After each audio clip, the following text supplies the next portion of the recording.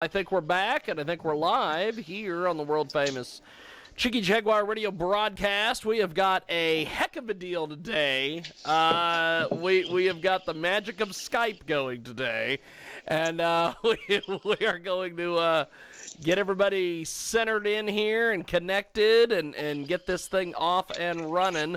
And it is the Sunday radio broadcast, coast to coast and border to border on iHeartRadio, AM, FM, 247.com, TuneIn, iTunes, and, of course, Radio Loyalty.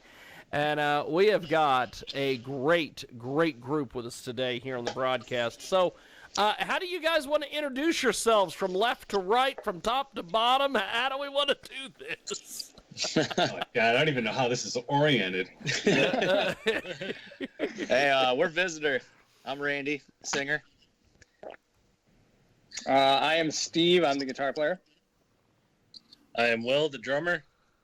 And I am Dustin, the bass player. Fantastic. Well, and you guys all know how to do Skype, which is fantastic. Yeah, we figured this out. Just learned today. Because this is pretty fantastic. Now, you guys, how did you guys get together as a group? How did this whole band get started? Oh, geez. I mean, we've been in different bands together for a long time. Ever since, Will and I, we've played in bands since what? 6th grade or something like that. Sixth grade, yeah. Yeah, so we've always just kind of played music together. We had a mutual love of a band called 311 growing up in high school, and we actually just started out covering 311 songs and learning as many as we could and doing some of our own shows that way. But slowly over time, we formed some different bands, and after those kind of dissolved, we just stuck with it, man. I mean, I think for us, we just have this mutual love of music, performing music, writing music, and we wanted to keep doing that. And what better way to do that than with a group of your friends that you've grown up with? Yeah. So what are your guys' influences and musical heroes? Talk to me about that. Well, as you were saying, 311 is one of the big ones, at least for all of us, just bringing us all together. Another band that kind of was towards the beginning of us playing music was Incubus was a big one for us. Individually, I would say one of the big ones for me growing up was Mars Volta. I really was into Mars Volta quite a bit. That's awesome. What about you guys? I would say as a bass, yeah, it goes down to 311. I mean, Peanut, my first year and a half playing bass, I've been playing for 20 years. And my first year when I was 16 years old, I mean, all I did was learn 311 songs. I mean, when I was 16, I wanted to be Peanut. Like, that's how much. That's awesome. I had the moves down. I was like, just rocking. Find myself rocking out. That is fantastic. You know, I seen 311 live here a couple years ago. They did they closed down a street in Wichita, Kansas, and did basically a street dance with 311. It was the craziest thing I've ever seen. Oh yeah. Those dudes are a good time. Yep, they know how to put on a good show. Keep the energy at level up. So Yep. I know some of us like Will's into Tool. I'd say that's a big one for him.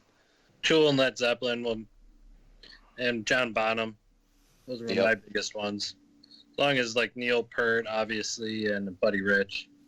There's some names you don't have to say. They're already there. And those are a few of them right there. You don't even have to mention those names. Everybody already knows. A drummer loves those people. So, tell me about the local music scene where you guys are from. Yeah. Ooh. Ooh. Go ahead, Steve-O.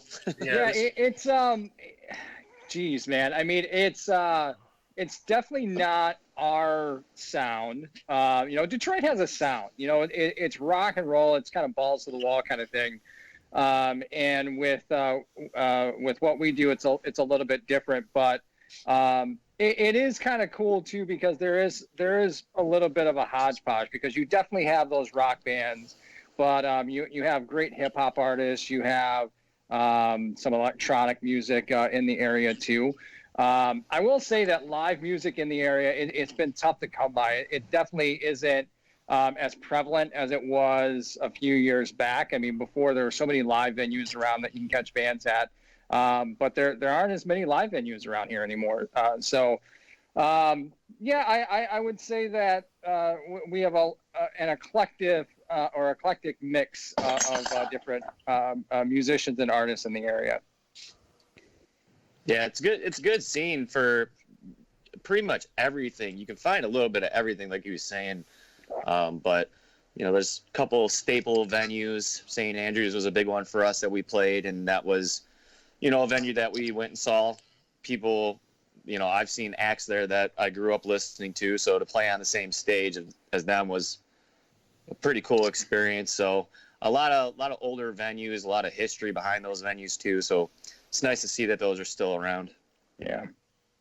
That's fantastic. So you guys have built a pretty cool social media following. Talk to me a little bit about how you guys have managed to do this with social media, because you guys are literally on all the different social media platforms, and you've got a heck of a following on each of them. Talk to me about this. It all started with Dustin Buckley. Dustin Buckley. We all actually are terrible at social media. Like personally, I think Steve probably is the only one out of all of us that really actually posts on a consistent basis.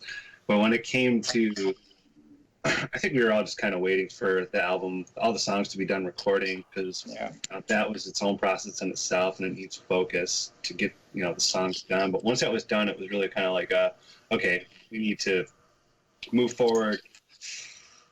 All the accounts were already created, but we just needed to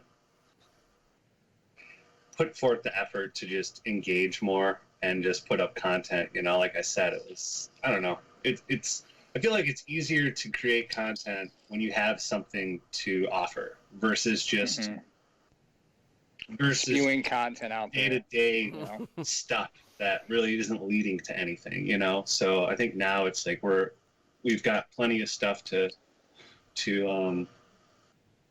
push out there, and I think to that point, Dustin, content for the sake of content, really, that's never been our strong suit. That's never been the direction that we wanted to go.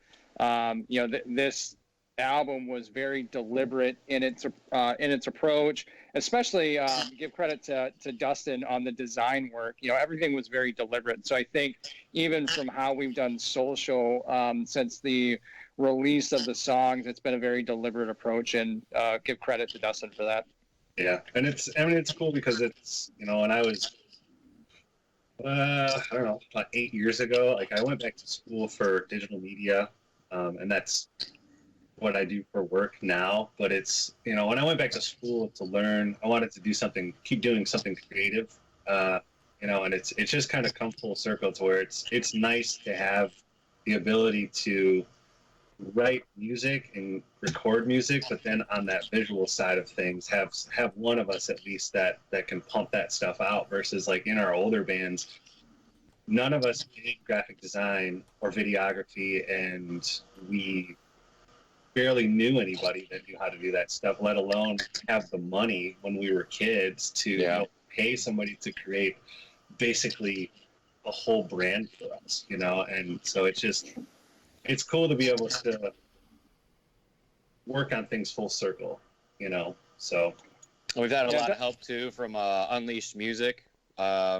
Big shout out to them. They've really helped push us on the social media aspect and getting us around, and they've definitely helped create different revenues that we wouldn't have been able to do on our own, that's for sure. And it's kind of nice because they're helping us go on this path with this album we have now. We're not dropping the whole album at once. We're actually just doing single by single on a month-to-month basis. And the cool thing with what Dustin can do with all that stuff is each song can kind of have its own theme. Each song has its own picture. So we can kind of tell a story for each song now, not just a whole album. So it gives us a lot more. It gives us a lot more to work with. It opens up way more of a world doing it that way. And that's also, I think, kind of helped with the social media stuff is that, fresh content constantly. And it's, again, not something that we're just trying to overload everybody with because, it gets boring looking at social media sometimes. It's the same thing over and over and over again. Yes. So, keeps it fresh. and that is the one thing, and I think that's going to be kind of the theme today on our Sunday radio broadcast is that our next guest, he's in a band and he does social media and he knows people in professional wrestling and there's all sorts of things. So he's got connections to all sorts of things. You guys are the same way. You've got, you're doing a little bit of everything. Talk to me about the importance of, knowing the graphic design and the videos and everything like you guys were kind of talking about there a second ago. Give us more detail on that. I'll start with that one. I mean, we live in a day and age where not only is it more about the visual aspect of whatever it is that you have, whether that's a band, whether that's you're an artist, if you're a business, like it's so important to have that visual aid to represent who you are.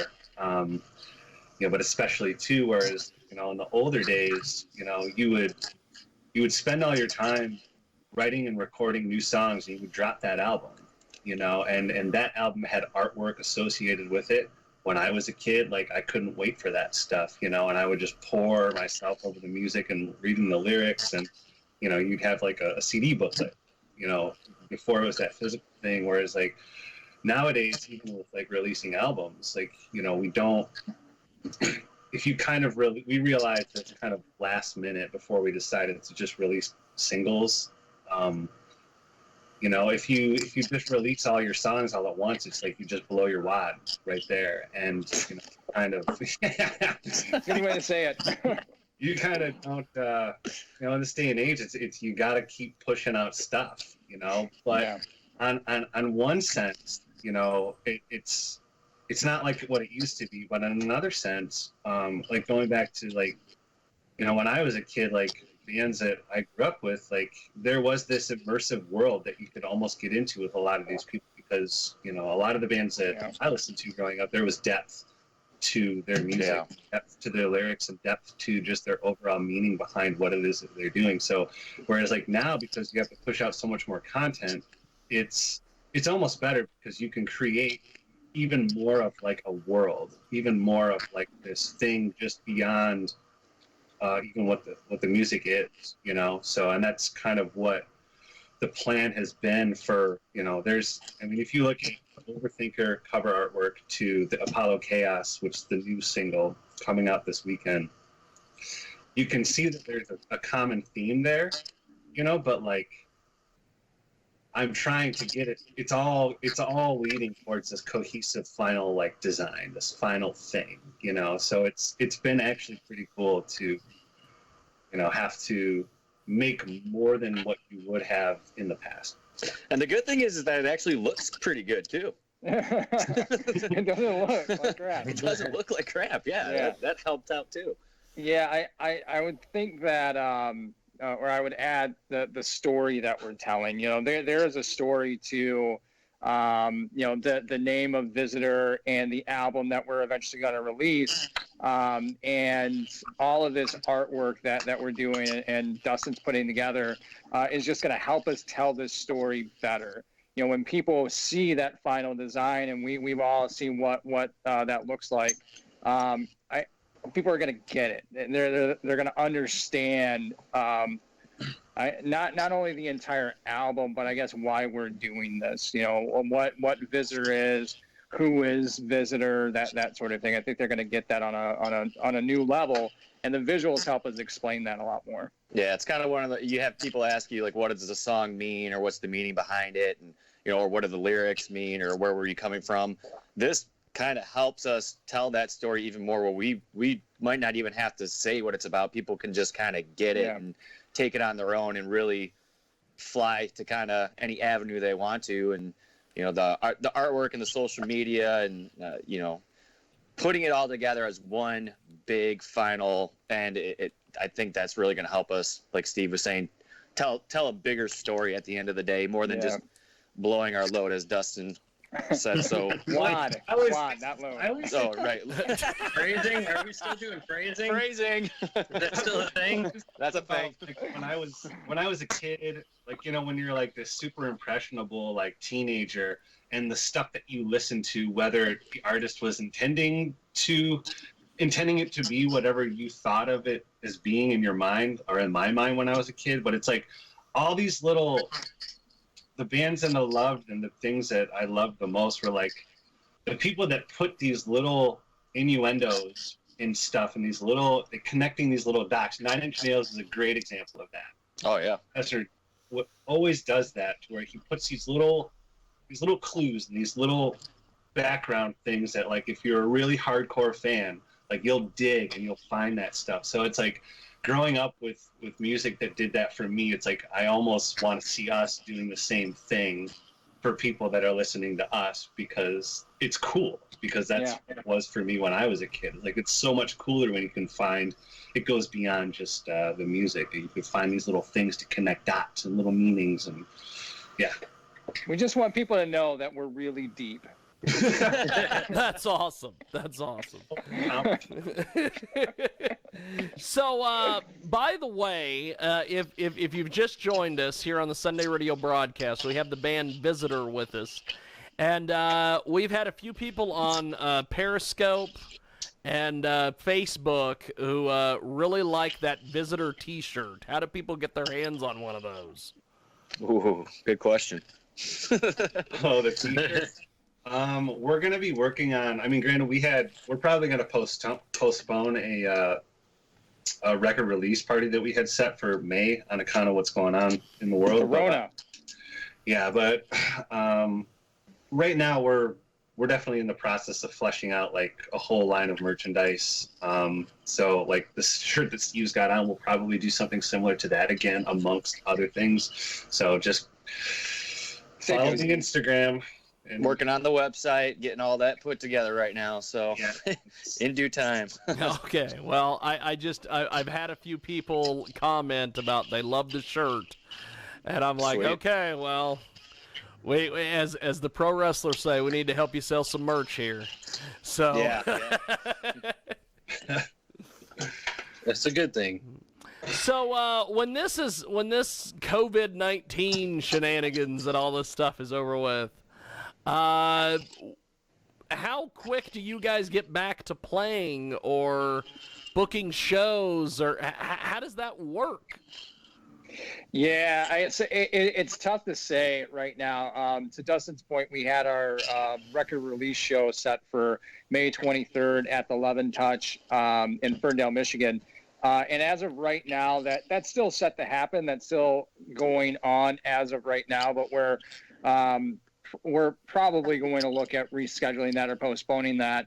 It's just tough because, you know, the other flip side to it is, you know, hopefully by then we're all at a point to where we're returning to some sense of normal, you know, in our lives. And, you know, people might want to go out and go to shows, and, you know, it could still happen. It still could go on.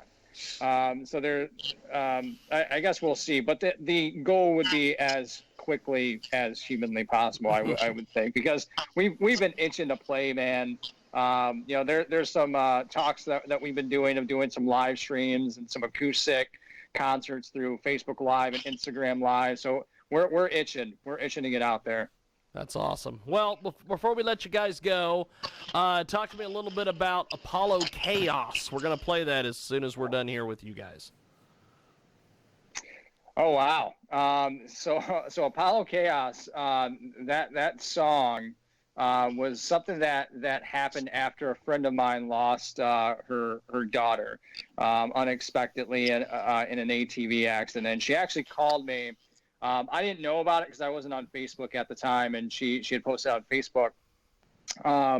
But she called me, and her daughter, while on life support, she was able to get a recording of her heartbeat, and she asked me to put some music to that recording.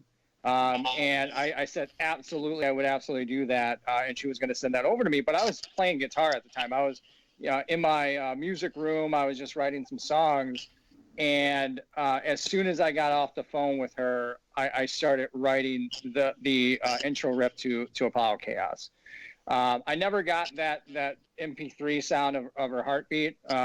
So that's not what this song is. But that opening riff was something that I came up with, and I guys, and we just start fleshing it out from there. So it's a song that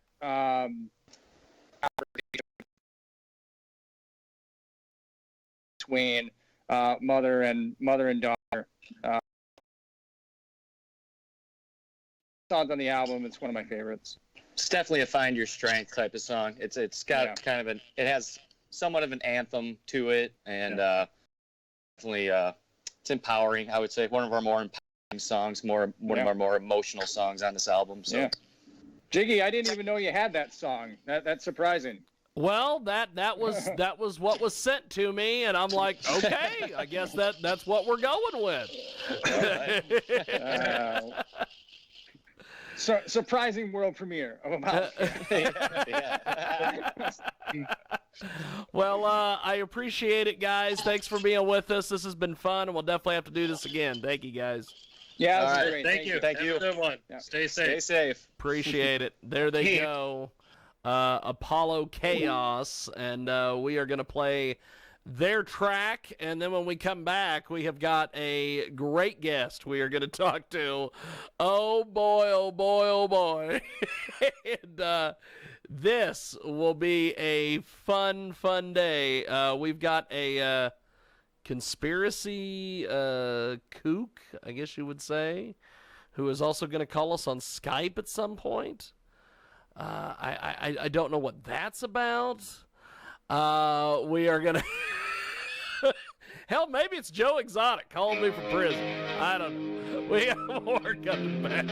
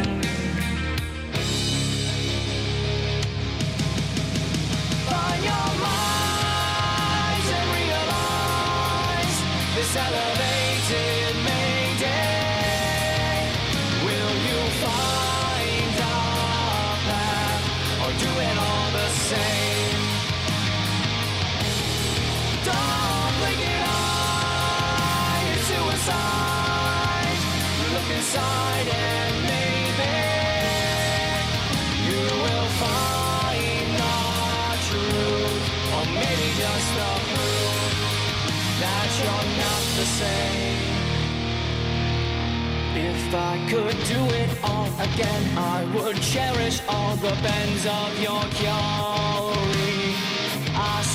My memory is failing me. As God as my witness, lost all I could give in this cold and unforgiving, non-believing, distant world. And I gave all of this away. The hurt, the guilt, the shame, bought from purpose. Now you're free, a memory I can let refine your mind and realize this elevated Mayday. Will you find our path or do it all?